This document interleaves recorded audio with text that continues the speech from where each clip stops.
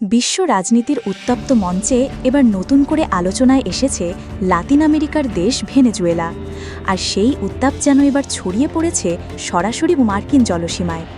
সম্প্রতি একটি ঘটনা চমকে দিয়েছে সবাইকে। মার্কিন যুক্তরাষ্ট্রের একটি যুদ্ধজাহাজকে ঘিরে ফেলেছে ভেনেজুয়েলার F-16 যুদ্ধবিমান। এই দৃশ্যটা শুধু একটি কৌশলগত ঘটনা নয়, বরং এক প্রকার ঘোষিত প্রতিরোধ, যেটি পাঠাচ্ছে স্পষ্ট বার্তা।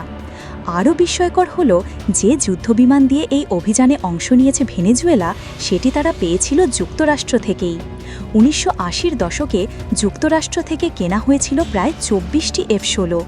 যদিও এখন হাতে আছে খুবই সীমিত সংখ্যক সচল বিমান, তবুও সামরিক দিক দিয়ে এই পদক্ষেপ ছিল এক প্রকার চমক। ঘটনার সূত্রপাত হয় এর কয়েকদিন আগে, যখন মার্কিন প্রেসিডেন্ট ডোনাল্ড ট্রাম্প অনুমোদন দেন একটি সন্দেহভাজন মাদকবাহী নৌযানে হামলার।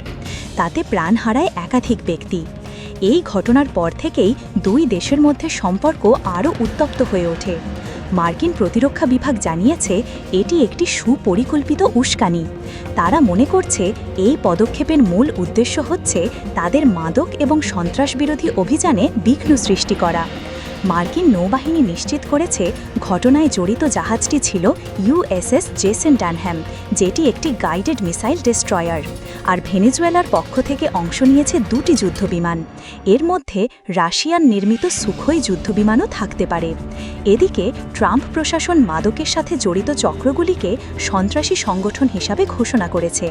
ফলে এই অঞ্চলে মোতায়েন করা হয়েছে সাবমেরিন, পেট্রোল বিমান, এমনকি একটি মেরিন টাস্ক ফোর্সও। উপগ্রহ এবং বিমান থেকে চলছে কড়া নজরদারি। এই অবস্থায় ভেনেজুয়েলার প্রেসিডেন্ট নিকোলাস মাদুরো ঘোষণা দিয়েছেন তাদের সার্বভৌমত্বে হস্তক্ষেপ সহ্য করা হবে না। আর এটাই যেন হয়ে উঠেছে এক নতুন রণক্ষেত্রের শুরু। এবার যুদ্ধ শুধু কাগজে কলমে নয়, একেবারে বাস্তব মঞ্চে। প্রশ্ন হচ্ছে, ভেনেজুয়েলার এই শক্তি প্রদর্শন কি আমেরিকার আগ্রাসনের জবাব, নাকি এটি এক নতুন আন্তর্জাতিক সামরিক সংঘাতের সুর?